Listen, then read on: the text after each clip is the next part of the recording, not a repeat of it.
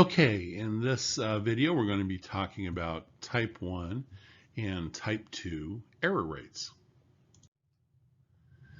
Okay, and involves errors in decision making, and that always occurs when we're dealing with samples and populations. Now, remember, it's not always the case that what is true for our sample is also true for our population. There could be a discrepancy, of course, we call that sampling error. So in statistics, all decisions are probabilistic. We're working from a limited amount of information, in other words, incomplete information, that's drawn from a sample to make generalizations about the population.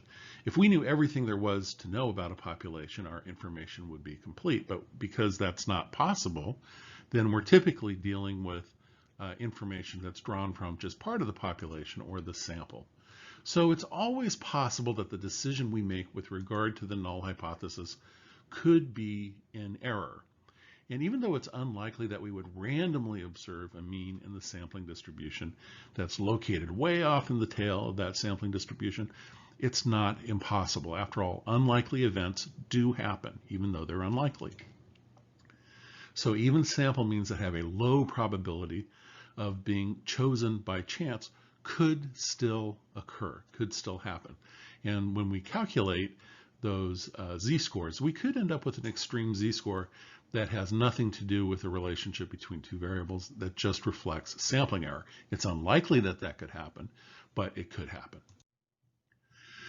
Okay, so let's walk through an example to make this a little more concrete. Imagine that a new vaccine for COVID-19 has been discovered and is now being tested in clinical trials. Now, what we're really interested in is the true state of affairs in the population. Okay, and there's two possibilities. One is that the vaccine works to reduce symptoms, and the other possibility is that it doesn't work to reduce symptoms. Now, if we say that there is a relationship between the vaccine and symptom reduction, then we're essentially making a statement that the null hypothesis is false, right? We're saying that there is a relationship between vaccine injection and vaccination and reduction of symptoms. So the idea that there's no relationship between the vaccine and symptom reduction is not tenable, therefore it's false. It could also be that in the population that the vaccination just has no effect at all, in which case we'd say the null hypothesis is true. Now keep in mind, that's at the level of the population. When we're researching the vaccine, right, we're actually working at the level of a sample. So in the population, the null is either true or false. Okay, if the null is true, we say there's no association. If the null is false, we say there is an association, but we can't study the population directly, so we study it in a sample. And now in the sample, it could also be that the null is true or the null is false, right? So if it's true, we would say in clinical trials with random samples, the vaccine is not associated with symptom reduction. But if it's false, we would say in clinical trials with random samples, the vaccine is associated with symptom reduction, right? So there's really, we have two possible observed results in the sample and two possible states of affair in the population. Of course, we could kind of cross those with each other to find all the possible combinations. So let's do that. In a 2x2 contingency table of decision making, we would put our two possible states of affair in the population over here and our two possible observed results over here. Just again, remember, if we're saying null hypothesis is true, that meant in our sample we failed to reject the null. And if we say null hypothesis is false, that means in our sample we did reject the null. Now for a vaccination, we would definitely want to do that, right? We want to reject the null hypothesis. We want to say that the vaccine works, that it is associated with symptom reduction. Okay, now let's go over the easy combinations, right? The first one is when we conclude in the sample that the null is true, and that's actually the case in the population. That's a correct decision. In that case, we discovered, based on our clinical trials, that the vaccine did not work. And in fact, in the population, it would not work. So that's a correct decision. We also could have a correct decision if we rejected the null based on sample data. We said, hey, this vaccination really did work. And in the population, guess what? It really does work. Okay, now obviously, this is the best outcome for us, right? We'd love to say that a vaccine works and for it to actually work in the population. So on the diagonal here, right, we have two possible combinations where a correct decision is made. Okay, let me get rid of some of this stuff here, not to confuse you anymore. Okay, now we could also though have incorrect decisions. One would be that we would conclude in our sample that there was no relationship between the vaccine and symptom reduction. In other words, we said, you know, hey, the vaccine doesn't work, but in the population it really would have worked. That's an incorrect decision. And we could also say that the vaccine did work. We rejected the null, but in the population it didn't work. Okay. Now notice these are again on the diagonal. Okay. But they represent incorrect decisions. And we have terms or names for each of these incorrect decisions, right? The first one's called a type 1 error, okay, when we essentially raise a false alarm. And then the other one's called a type 2 error, where we essentially missed or we failed to detect a relationship. Okay, so let's talk about type 1 error. This is rejection of the null hypothesis when it should have been retained. And in this situation, we conclude there was a relationship between the independent variable and the dependent variable when in reality there really was not one. Okay, now it doesn't have to be an independent and dependent variable. These could just be two variables, but when we say IV and DV, we're kind of implying an experimental context. So that's a false alarm, right? When we say that there's a relationship when there really isn't one, that's a false alarm. You know, for example, claiming that a vaccine works based on sample data when it really does not. We can use another example from a previous video where we said, okay, a new educational modality, namely online videos, improves test grades when in fact it really does not in the population. Now, the interesting thing is, you can say, well, how likely it is we're going to make a type 1 error? Well, the good news is it's very easy to know that, because you can only make a type 1 error when you reject the null hypothesis. So by definition, the type 1 error rate has to equal alpha.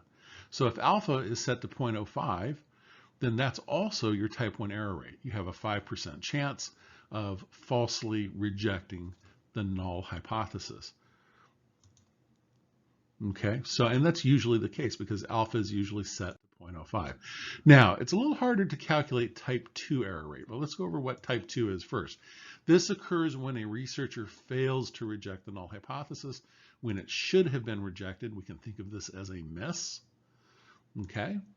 And it's a relationship between the independent and dependent variable that really does exist in the population. It's really out there, but we failed to detect it.